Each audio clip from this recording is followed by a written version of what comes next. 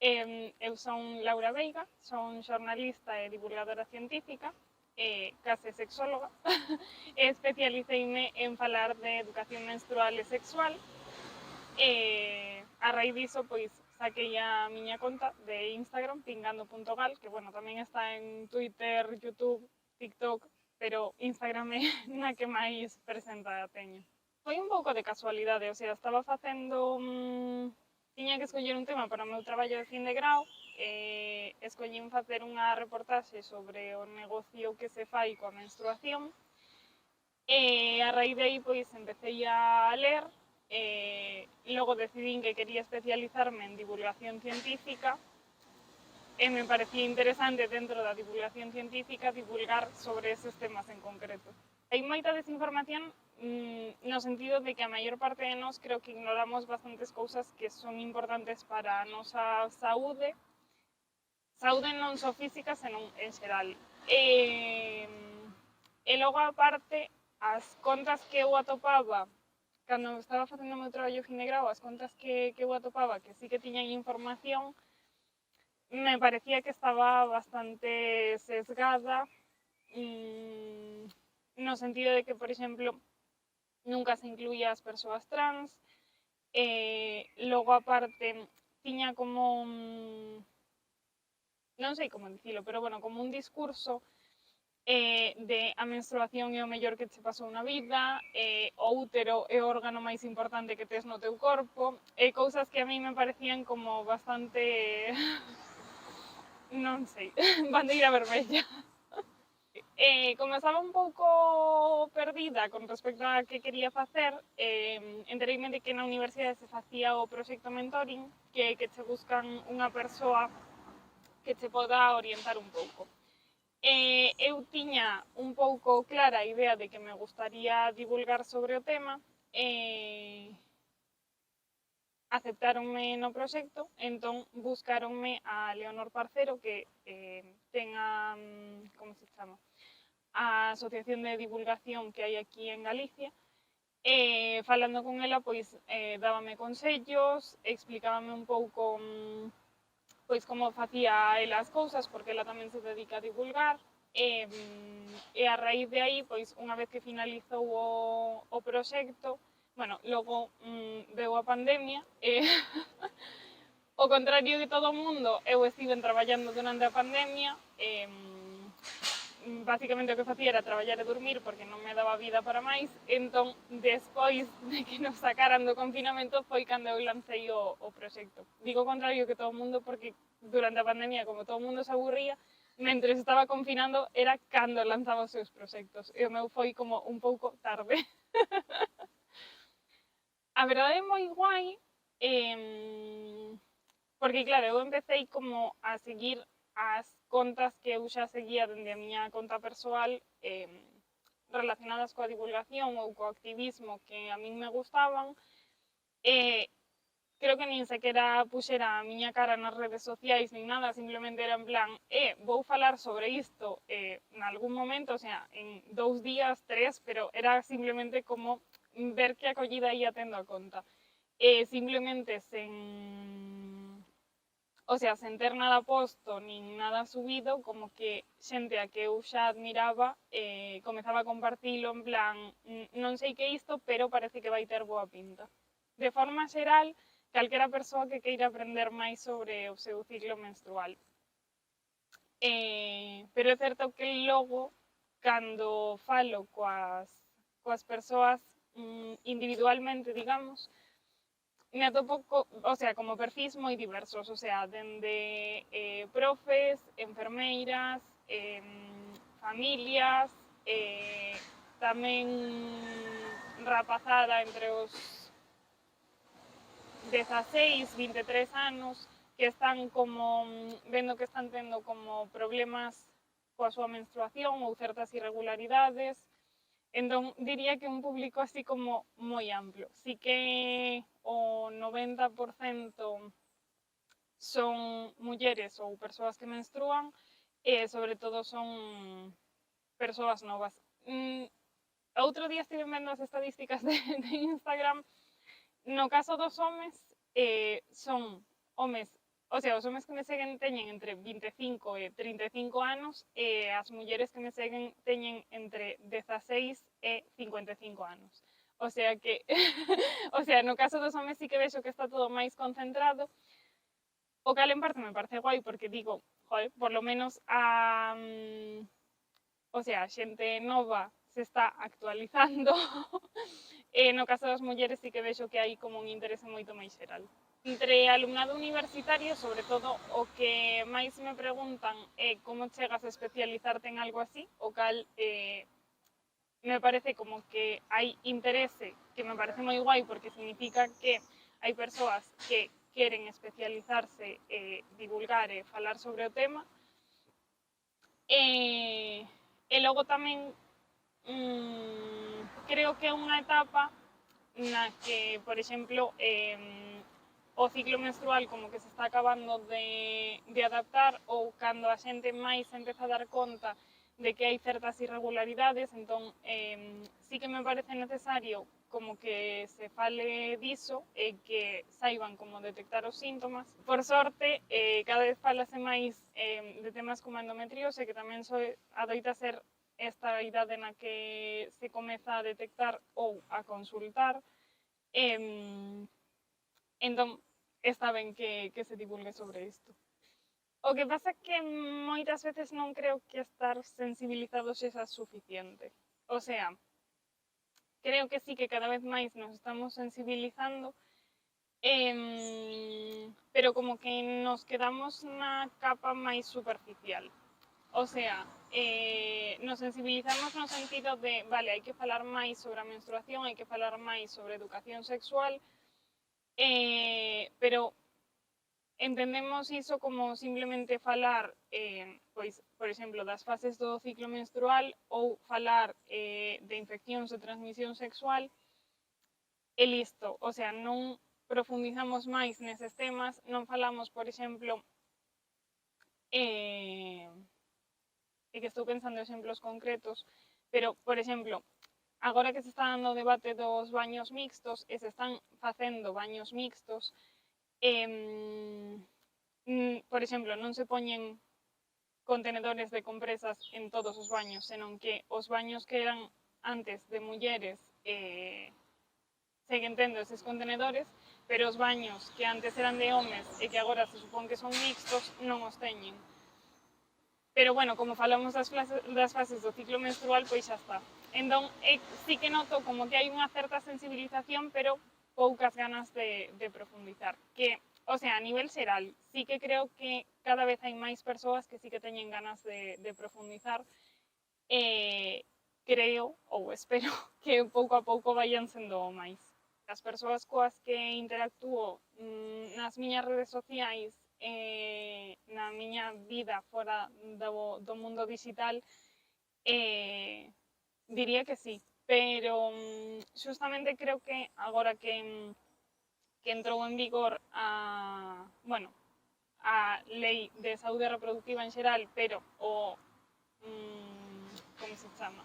Bueno, non me sei a palabra, pero bueno, o apartado que regula a baixa menstrual, creo que se viu claramente que a nivel social, pois, que se toma un pouco de broma e que non acabamos de ver pois que a dor menstrual realmente, o sea, si ten unha base física, biolóxica, digamos, pero que está aí e que non ten solución e que non se coñecen as causas por todo o sistema que hai montado detrás.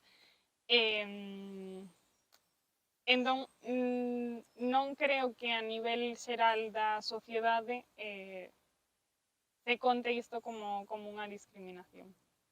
Pois os medios ao final son como unha pata do que sostén todo o sistema que temos machista, racista, homófobo, que sustenta todas esas violencias. Porque ao final sí que creo que dentro das redaccións, bueno, digo redaccións porque estou máis acostumada a prensa, pero bueno, de prensa, radio, medios digitais, creo que hai xente nova que ten ganas de facer cousas diferentes, pero tamén creo que non se lles deixa. E que hai certas liñas editoriais e marcas que non permiten que eses discursos salan fora baixo esta idea da neutralidade. O sea, bueno, non nos posicionamos nin a favor nin en contra, iso significa que somos neutrais. Pois, para min a educación é un pouco a ferramenta que temos para poder paliar todo o que nos ven dado dos medios de comunicación, das políticas que se fan, das relacións de poder que se dan na vida diaria. Creo que a ferramenta que podemos utilizar, pero tamén creo que é importante dala canto antes. Porque, por exemplo, no caso da educación sexual, normalmente considero que se chega tarde. É dicir, comezamos a dar educación sexual no instituto e normalmente nin sequera é o que se coñece como educación sexual integral, senón que simplemente fala de métodos anticonceptivos e ITS.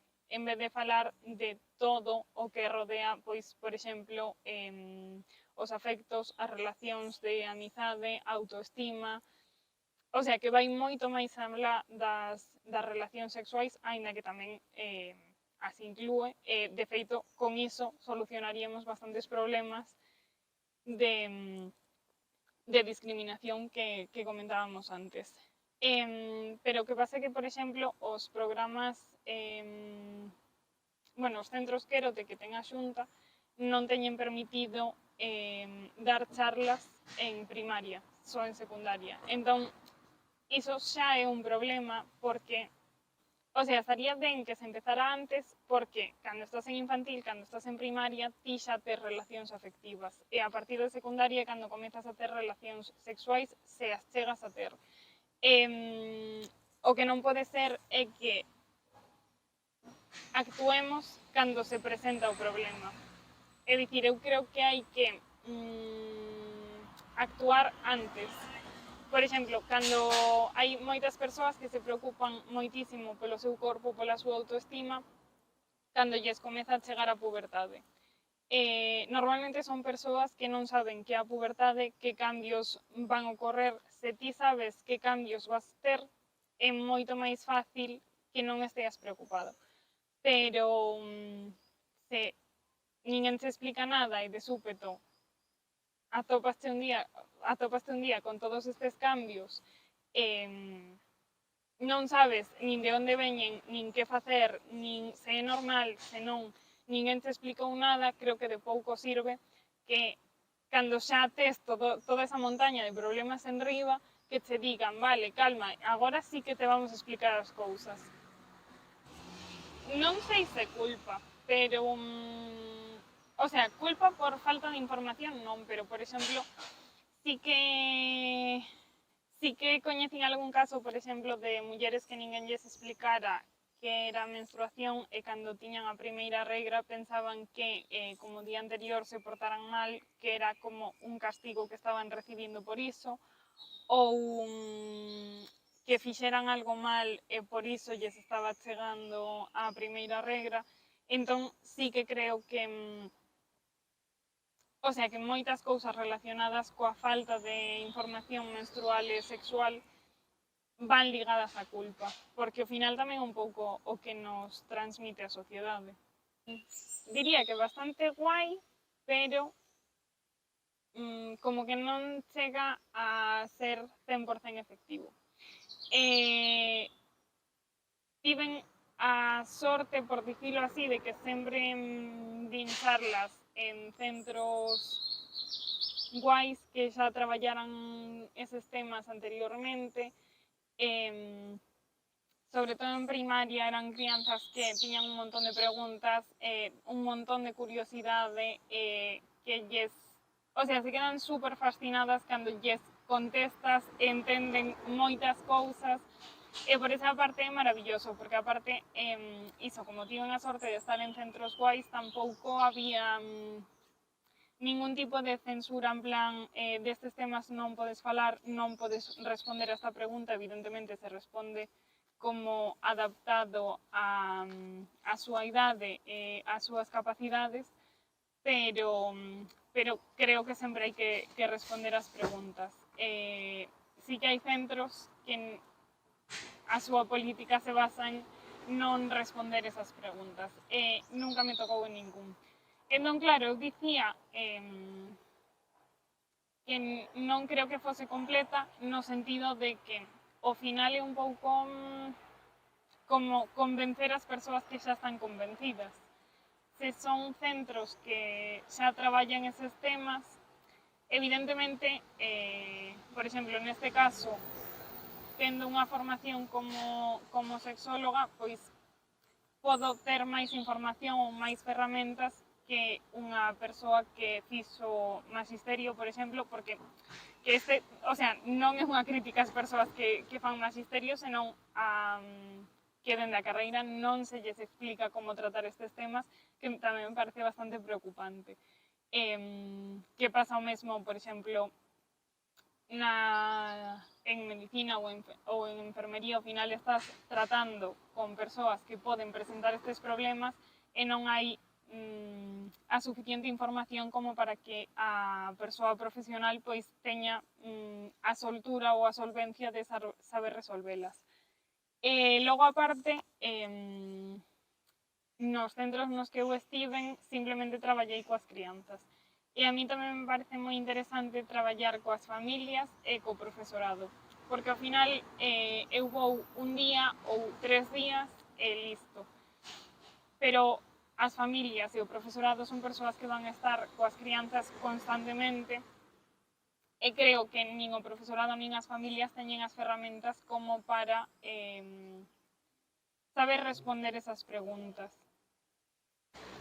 Creo que a única información que eu recibín estando na carreira con respecto así a temas sensibles foi con respecto ao suicidio, tampouco demasiado, o sea, simplemente un par de comentarios. E logo, por exemplo, creo que se nota día a día nos medios que non temos unha formación sobre como falar da violencia sexual. Isto hai unha muller que se chama Sonia Vivas, que ela creo que era policía, o sea, que era policía seguro, pero creo que xa non o é, precisamente por todas as agresións que sufriu por ser muller e por ser lesbiana. Ela comentaba que na comisaría non estaban recibindo suficiente información para tratar a violencia e as agresións sexuais, porque simplemente poñían mulleres porque, bueno, son máis sensibles. Entón, claro, ela dicía, claro, se hai un delito informático, vas poñer a unha persoa que non ten nin idea de informática simplemente porque é máis sensible. O sea, creo que con estas cosas como que perdemos bastante non sei, o sea, como que noutras cousas buscamos a formación, saber facer as cousas, ter as suficientes ferramentas como para non cagala, neste caso simplemente con ser sensible chega. E creo que é unha falta bastante importante, porque de feito, o sea, aí nada, saiu bueno, nunha das últimas noticias sobre un asasinato machista, falaban dun home que seguira a súa ex ou que esperara fora do traballo ou algo así e que despois se suicidara, pero no titular nin sequera se mencionaba que a matara. Entón, claro, creo que con esas cousas xa se ve que nas facultades non temos ese tipo de información e creo que é unha carencia grave, que por sorte, bueno, por sorte, non sei, por sorte hai persoas que se están actualizando, colectivos de xornalistas que están facendo forza para que se tome conciencia disto, pero ao final volvemos a caer no mesmo, sempre ten que vir de iniciativas individuais ou privadas e nunca ven das institucións. Sí, creo que a divulgación é unha ferramenta moi boa tanto para a sociedade como para as persoas como profesionais. Para a sociedade, evidentemente, porque estás aportando unha información ou un coñecemento que non é habitual ou do que non se fala tanto, e como profesionais porque en certa maneira como que nos obriga a aprender, porque ti cando estás dando unha información queres que sexa, ou polo menos no meu caso, logo hai hai excepcións, pero bueno, que queres que sexa o máis real posible, que sexa fiable, que a xente se poida fiar do que ti dis. Entón, evidentemente pode chegar a un tema do que non controles e digas, pois non o sei, que me parece que o dicimos bastante pouco e que moitas veces é o máis honesto. Pero claro, no momento no que non sabes sobre algo, pero queres informar sobre iso ou crees que é necesario informar, tamén te vas informando ti e vas pensando nas diferentes formas que poderías comunicar iso. E creo que esa parte é moi interesante porque como que te axuda a interiorizalo máis. O sea, isto que se di de se non sabes explicalo, realmente non o entendiches.